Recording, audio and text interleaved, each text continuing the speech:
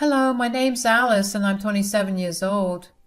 This past year's been somewhat of a roller coaster, and I finally am in the right headspace to share my story of how my nightmare of a mother-in-law was finally put in her place. Let's start with me introducing my husband Alfred and I. We met at a coffee shop when we were teens. I was a barista and he happened to walk in one day and I was instantly smitten. He felt the same way, so we struck up a conversation. We became friends first, and after a good year and a half, we started dating. We ended up moving to separate states so we could pursue college and our careers, so we broke up. We still kept in touch with each other and regularly updated each other about our lives, but we were not a couple. Eventually, we found our way back to our hometown and back into each other's lives. We took it as a sign that we were meant to be. We dated for a year before we decided that we needed to get married. After all, we went through so much and still ended up together. We celebrated our love and marriage in the midst of only our closest friends and family. Now, to people who didn't know of our history, they'd think that 1 year was too short of a time to decide to get married. One of those people was Alfred's mother, Samantha. Samantha was something, and I mean that in the worst way possible. She was very controlling and possessive of Alfred. That was why when we first started dating when we were younger, we had to sneak around and pretend like we didn't even know each other, just so Samantha wouldn't go crazy on Alfred. So when she found out that we were in fact together years later and that we decided to tie the knot, she did not like it. She decided to make my life hell. She would constantly come over to our house just so she could pick fights with me. At first, I'd sit quiet and let her words affect me. I figured that if I just gave her some time to adjust to me being a part of her family, she'd stop being so mean. But that never happened. Alfred and his dad, Lawrence, kept standing up for me, and that only made things worse because Samantha would take that as proof that I was changing her son. She would keep trying to assert the fact that she was his mother and therefore she knew him better. I didn't have a problem with that, except that she didn't actually know him or his likes at all. In her eyes, he was still a child, and this only peeved me even more. Eventually, it just got to a point where I just started retaliating back whenever she had something mean to say to me.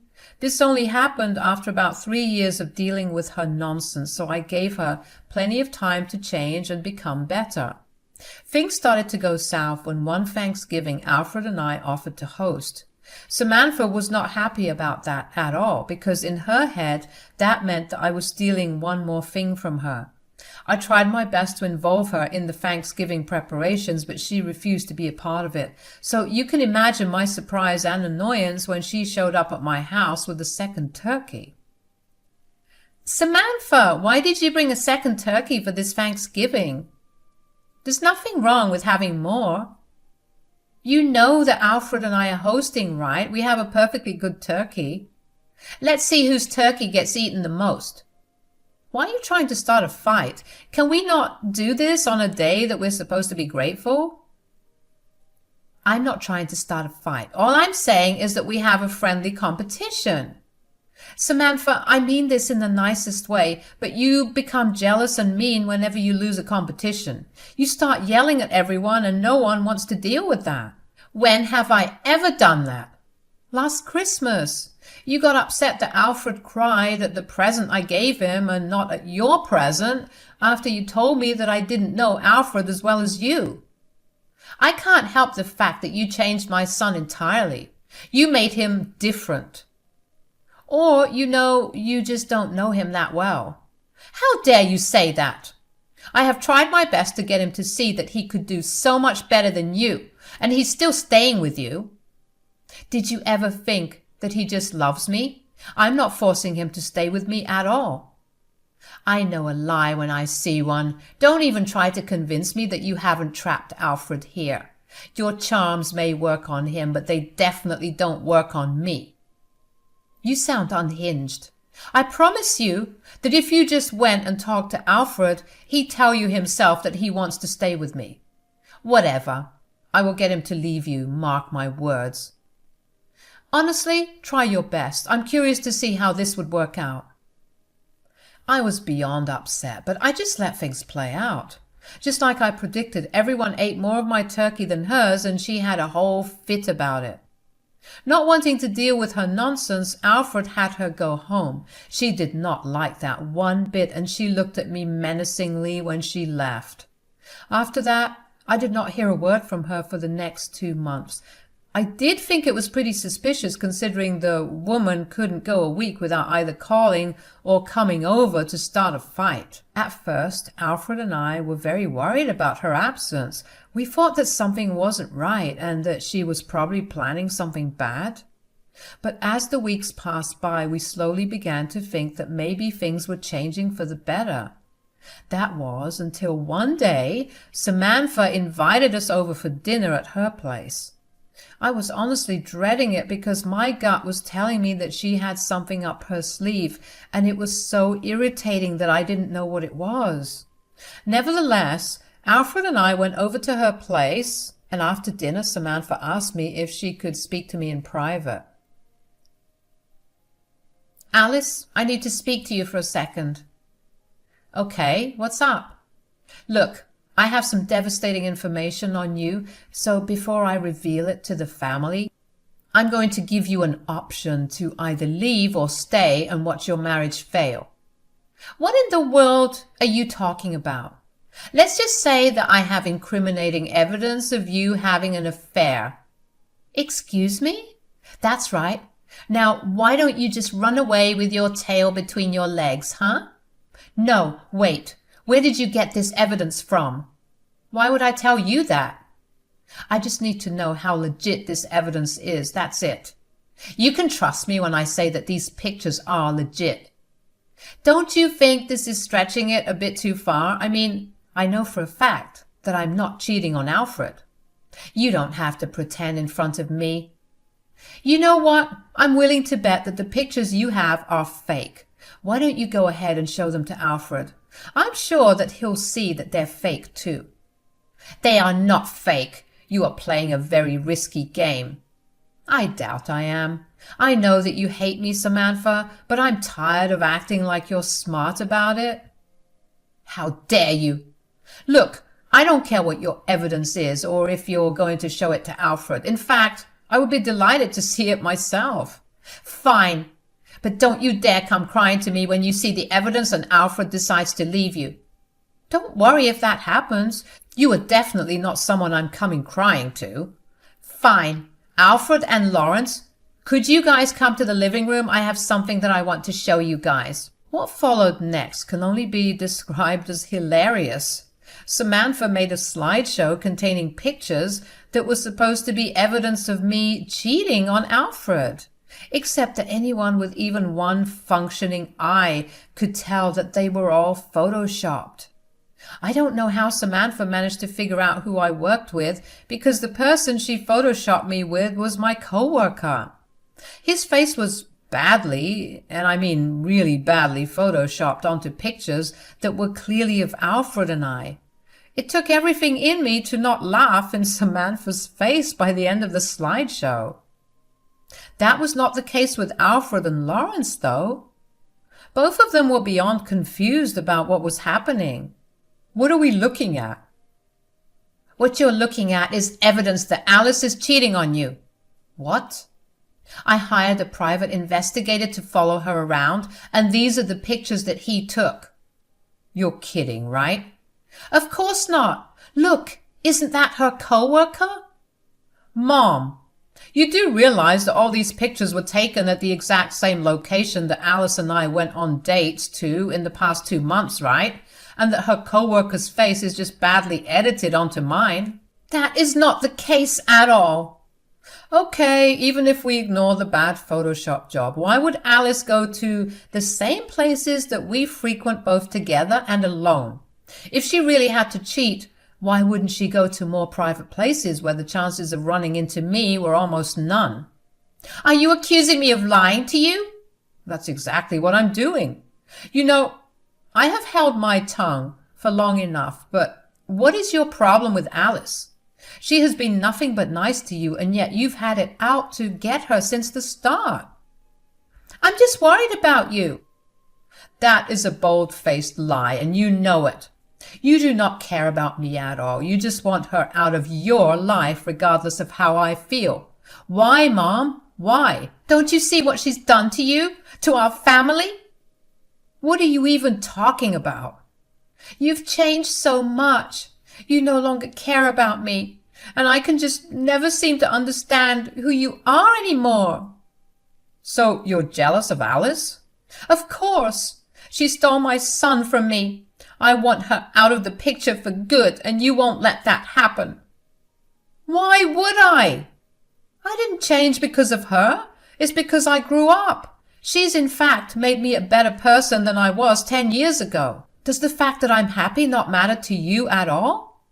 Of course it does, but you're happy with a lying, cheating woman, and I see no reason why you should be with her.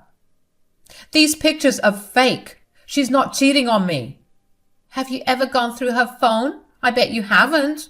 Do you know how easy it is to get on dating apps and remove all traces of you being on them? I know for a fact that she doesn't go on dating apps because she absolutely hates them. She refuses to even help her friends find people there. Why do you know so much about it anyway? That is enough. But I was just trying to show Alfred who Alice is. By making things up and trying to ruin their relationship? You've insulted them enough. Son, Alice, I'm so sorry that Samantha's behaving this way, but I'm afraid that I'll have to ask you both to leave. Honestly, after Lawrence and Samantha left, Alfred and I couldn't help but burst out laughing at Samantha's pathetic attempt to sabotage our relationship. We knew that the very fact that she was willing to go as far as to fabricate evidence was a very bad and concerning thing, but still, how it did not work in her favor at all had the both of us in stitches. Samantha didn't contact us for a week after that.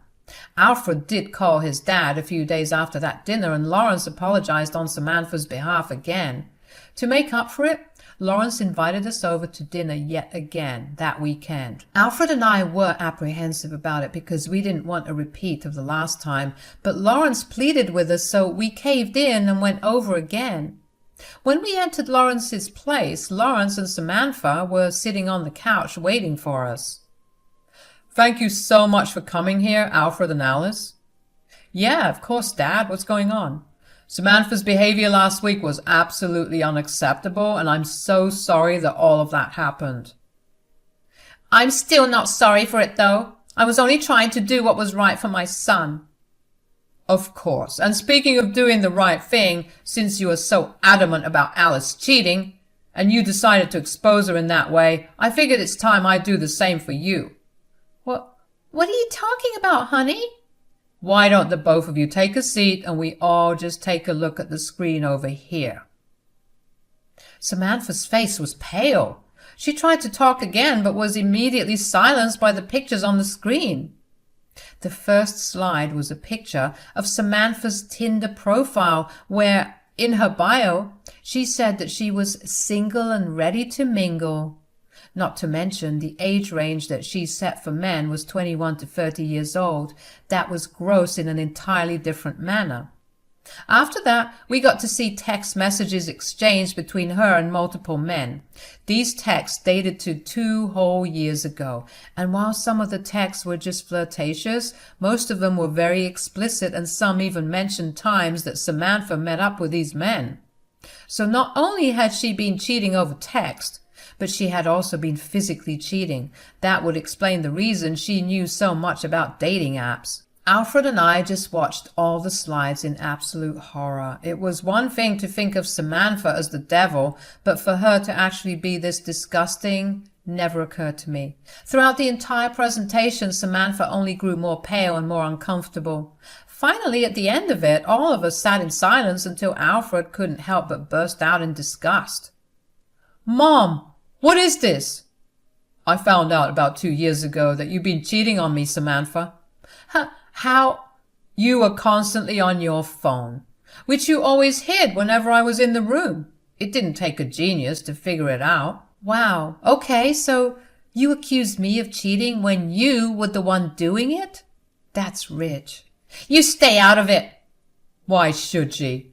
You didn't stay out of her and Alfred's relationship, and by inviting them here to see proof of your affairs, I have invited them to see the ugly side of you. Why didn't you just confront me about this earlier? Was this humiliation necessary?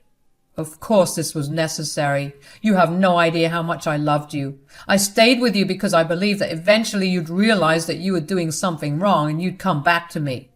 But as time went on and you only seemed to go after more men, I still stayed because I was in denial that our marriage of 20 years was gone. How could you do this, Mom? After everything that Dad has done for you, this is how you repay him? Oh, she clearly only cares about herself. It took me 20 long years to realize that. Not once has she ever done something for me. Seeing the way she treated you and Alice just made me snap. I can tolerate a lot of things, but mistreating my son is where I draw the line. I cannot believe that you humiliated me this way. What about me?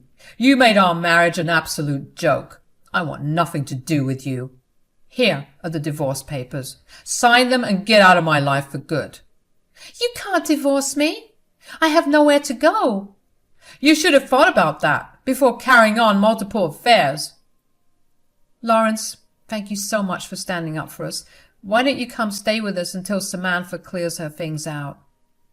I would do anything for both of you, and I would very much like to take you up on that offer. Lord knows I do not want to see Samantha's face any longer. Lawrence grabbed his things and we made our way to our car. I was still pretty much walking in a daze because I could not wrap my head around what I had just found out and how Lawrence had ended his relationship. Samantha followed Lawrence everywhere, from when he left the living room to go get his bag to when he walked towards the car, begging him to forgive her and not leave her. At that moment, I felt such a strong amount of anger towards Samantha. If she stopped thinking about herself for a second, she'd see just how she'd hurt Lawrence. Lawrence didn't say a word to her and just silently sat in the car. When the three of us reached our home, we didn't really say anything to each other. I helped Lawrence settle in his bed and Alfred and I went to sleep. All of us were still reeling from the events of the night. The next morning, I made all of us some breakfast and finally broke the ice. We had a good long talk about everything that happened. Alfred and Lawrence bonded a lot, and Alfred grew a deeper appreciation for his dad. Over the next few months, Lawrence moved back into his house after Samantha left. Thankfully, Samantha did not make a big fuss with the divorce and peacefully signed the papers. They divided their assets and went their separate ways. Although word got around to Samantha's family about what she had done. If there's one thing you should know about Lawrence, it's that he's everyone's favorite person. What Samantha did was unacceptable and everyone shunned her as a result. She had nowhere to go and no one to support her. She refused to get a job because she was used to getting pampered by Lawrence. Now, when she was faced with the real world, she was crumbling. I didn't think I'd ever hear from her again because she hated me so much. So you can imagine my surprise when one day I got a phone call from an unknown number that turned out to be hers. Hello? Hi, Alice, it's me, Samantha. Oh, what's going on? A lot. Ever since Lawrence left me, my life has been going down this insane downward spiral. Well, that's what you get for cheating on the most wonderful man. I don't need to keep hearing that over and over again. I just called to ask you if you could help me out. Hold on a minute. You called me, the one person you wanted out of your family, for help? You do realize how ironic this is, right? I don't have any other options. None of my family respect me or want to help me out. Alfred and Lawrence both hung up on me as soon as they heard it was me on the other line. You're my last resort. Wow, things really must be very bad for you. Oh well, I wish you nothing but the best of luck. Don't you dare hang up on me. It's all because of you that I'm in this position today. Excuse me? And how did you figure that out? If you had just left me when I told you to leave, I would still be living luxuriously and not be struggling at all. And you'd still be cheating on your loving husband? Lawrence is not the angel you think he is. Everybody has their flaws, Samantha. Did he cheat on you? No. But what he did was put up with your humiliation for 2 years. You still don't see any fault in what you did, and the day that you understand your wrongs, you'll be living a much better life. Alice, please just help me out a little bit. I'm going to be living on the streets at this point, and I have no one to support me. I wish I could say that I feel bad for you, but I really don't. You put me through hell, and you kept trying to sabotage Alfred and me. I don't see why you don't deserve this punishment. For once in your life, get yourself together, get a job, and start figuring out how to do things. Alice, please. Bye, Samantha. The sheer audacity that Samantha had to call me, of all people, to beg for help was astounding. I felt a little bad for her, but she did make my life hell for years. There was absolutely no good memory that I had of her, except, of course, the memory of her getting put in her place by Lawrence. I told Lawrence and Alfred about Samantha's call, and the 3 of us had a good laugh about it. I did, however, follow what they did and blocked Samantha's number because I did not want to hear her voice for the foreseeable future. It's been a few months since that conversation with Samantha, and as far as I know, she finally did manage to get a job at a gas station somewhere. So at least she has money. She does crib and cries about her job a lot on social media, something that many of Alfred's family members have told us whenever they visited or we happened to talk to her. It's nice knowing that the same woman who made me struggle for so long was getting a taste of her own medicine. As for Lawrence, he struggled a lot after the divorce, not financially, but mentally. The more Alfred and I talked to him, the angrier we got with Samantha. Lawrence had loved her so deeply, and yet she decided to screw him over in the worst way possible. He struggled to cope with the fact that his relationship was over, so we convinced him to go through therapy. I can happily report that Lawrence is doing much better right now. While he may not be his old jolly self, he's definitely coming around to it. Alfred and I also decided to go through therapy to deal with everything related to Samantha, and while we too have a long way to go before we are healed, we're definitely making progress. If there's one thing I've learned throughout this experience, it's to never let anyone treat you like a doormat that they can just walk all over. In the meantime, Alfred, Lawrence, and I have found comfort in each other, and we've been spending a lot of time together. I don't know what's going to happen next, but only time will tell. Thank you so much for listening to my story.